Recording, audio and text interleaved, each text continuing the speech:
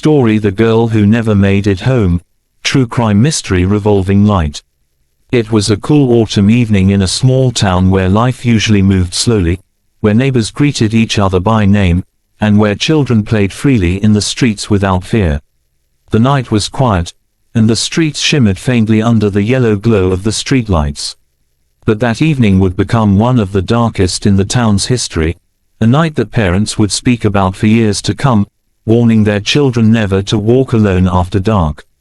Because that was the night a young girl named Emily Carter never made it home. Emily was only 16, a bright and kind-hearted girl known for her love of music and her infectious smile. She was the kind of daughter every parent dreamed of, responsible yet full of youthful energy. She lived with her mother, Sarah, and her younger brother, Noah, in a modest house just a short distance from her high school. Emily had dreams of becoming a teacher one day, and she often tutored younger children in her neighborhood. That evening, she had stayed late at school for choir practice, something she never missed because singing was her passion. At 7:45 p.m., she texted her mom, "Heading home now, be there soon heart." Those words would become the last her mother ever received from her. When Emily did not walk through the door by 8:15, Sarah's heart began to race. It wasn't like her daughter to be late without calling. She tried Emily's phone again and again, but there was no answer. At first, Sarah told herself not to panic. Maybe Emily ran into a friend on the way, maybe her phone battery had died. But as the minutes stretched into hours, dread began to creep in. By 9:30 p.m., Sarah was on the phone with 911, her voice trembling as she told the dispatcher, "My daughter never came home, please, something's wrong." The police took the call seriously, but in small towns, cases like this often began with the assumption that the teenager had run away, gone to a party, or simply lost track of time. Officers started with routine checks, calling friends and searching nearby parks. But everyone said the same thing: Emily had left school after practice, walking in the direction of home, as she always did. Somewhere along that short walk, less than a mile, Emily had vanished. The search began immediately. Volunteers from the community joined officers in combing the streets, shining flashlights into ditches, peering behind fences, and knocking on doors. Sarah walked with them, calling her daughter's name until her voice broke. Noah, too young to understand fully, clutched a photograph of his sister and asked every officer, "Have you found her yet?" The heartbreak of that moment was something no family should ever have to endure. Days passed. Posters with Emily's smiling face appeared on every telephone pole and every shop window. News stations picked up the story, and reporters swarmed the quiet neighborhood. Her disappearance became the only thing people talked about. Fear spread quickly, and parents stopped letting their children walk to school. The town was no longer safe in their eyes. What haunted everyone was the sheer mystery. Emily's route home was familiar, well lit, and short. How could she vanish without a trace? Detectives soon pieced together the last known moments of her life. A witness, an elderly woman, recalled seeing Emily walking past her porch around 7:50 p.m. She waved, and Emily smiled back, continuing on her way. That was the last confirmed sighting. Security cameras from a nearby gas station showed nothing unusual, just cars driving by. But then, one detail emerged. A dark-colored van had been parked along the street Emily usually walked. By the time officers checked, the van was gone. The investigation intensified. Officers dug through every tip, every rumor, every possible lead. They interviewed people who owned vans matching the description. Some cooperated, others grew defensive. But nothing solid came up. The community grew restless, some angry at the police for not finding answers quickly enough. Sarah barely slept, sitting in Emily's room at night, clutching her pillow, whispering prayers for her safe return. Weeks dragged into months, and still no sign of Emily. But Sarah refused to give up. She organized community vigils, demanding that her daughter's face never be forgotten. Strangers came forward with donations to support the search. Flyers continued to circulate, and online groups formed, sharing theories and possible sightings. For Sarah, every ring of the phone, every knock at the door, carried both hope and dread. Then, nearly 4 months later, a breakthrough came.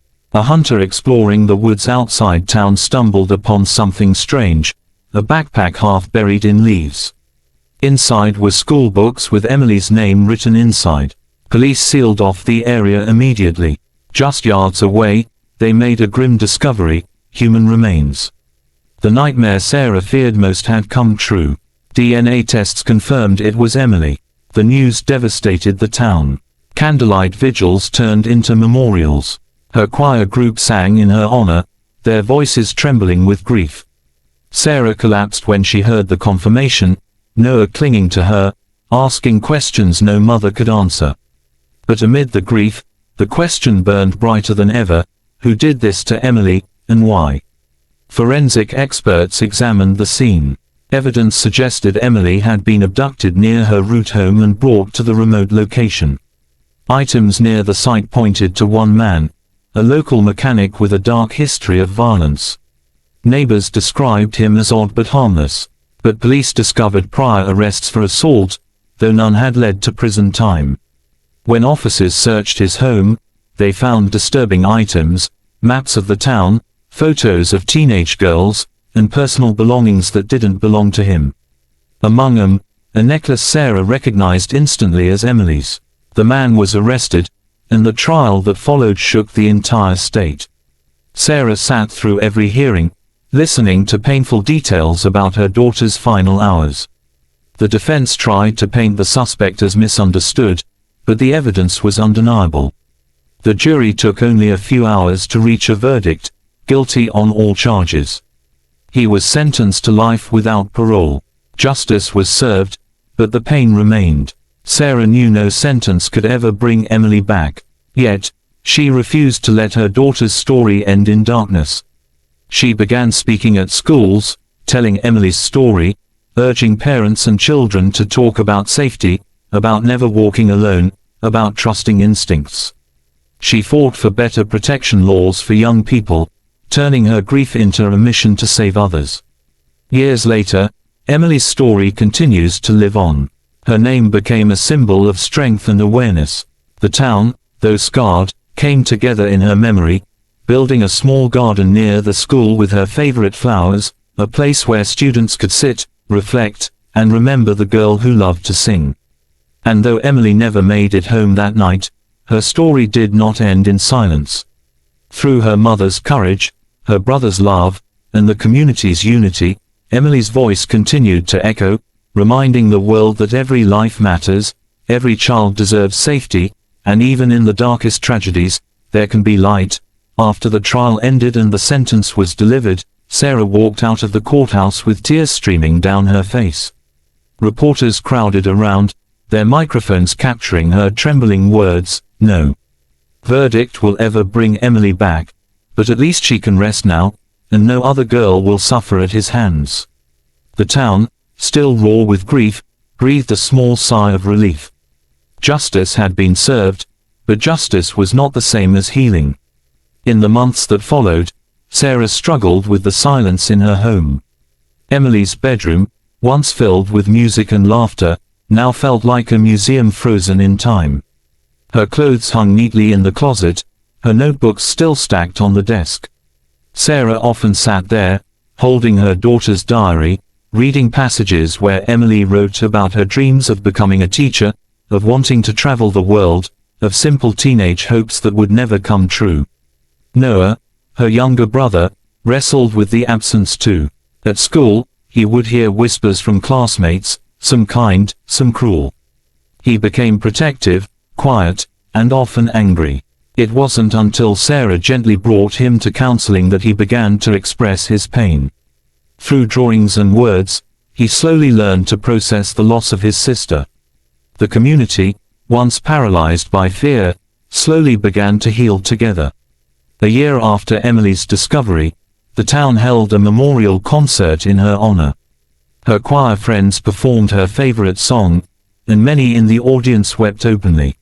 Sarah spoke to the crowd that evening, her voice steady despite her tears. Emily's life was stolen, she said, but her light doesn't have to fade. If we protect one another, if we teach our children to be cautious and brave, then Emily's spirit will live on through us. From that moment, Sarah dedicated her life to advocacy. She launched the Emily Foundation, a local non-profit that provided self-defense classes for young women, organized neighborhood watch groups, and lobbied for stronger background checks on individuals with histories of violence. What began as one mother's grief grew into a movement that touched countless lives. Years later, Emily's name became a symbol of awareness and resilience. The garden outside her high school blossomed every spring, filled with lilies and roses planted by her classmates. Students who never even knew her would sit there, finding peace in its quiet beauty. Teachers often told new students about Emily, not to frighten them, but to remind them of the importance of safety, courage, and community. Sarah herself transformed. Though the pain never left her, she learned to carry it with grace. She became a speaker at national conferences, sharing Emily's story and encouraging parents to stay vigilant. "I lost my daughter," she would say, "but if her story saves another, then her voice still echoes in this world." For Noah, growing up without his sister was never easy, but as he entered adulthood, he followed Emily's dream of teaching. Standing before a classroom of children, he often felt her presence, as if her dream had found life through him. On his desk sat a small photo of Emily, smiling in her choir dress, a constant reminder of why he chose his path. Answer: while Emily never made it home that fateful night, her story did not end in tragedy alone. It became a beacon, a reminder that even in the darkest nights, there is strength in unity, there is courage in remembering, and there is healing in choosing love over despair. Emily's story is one that no family should ever have to live through. A short walk home turned into a nightmare that changed a community forever. Yet, in her absence, her light continues to guide others. Her memory became more than just a painful reminder of loss, it became a call to action, a reason to stand together, to protect one another, and to value every single moment with the people we love. In the end, Emily never made it home. But through the voices that speak her name, through the hearts she touched, and through the change her story inspired, she will always live on. Life is fragile, and sometimes the people we love most can be taken from us without warning. Emily's story reminds us to hold on tighter, to listen more closely, and to never take a single goodbye for granted. Let us protect each other, look out for those who walk alone, and create a world where every child, every daughter, every son, makes it home safely.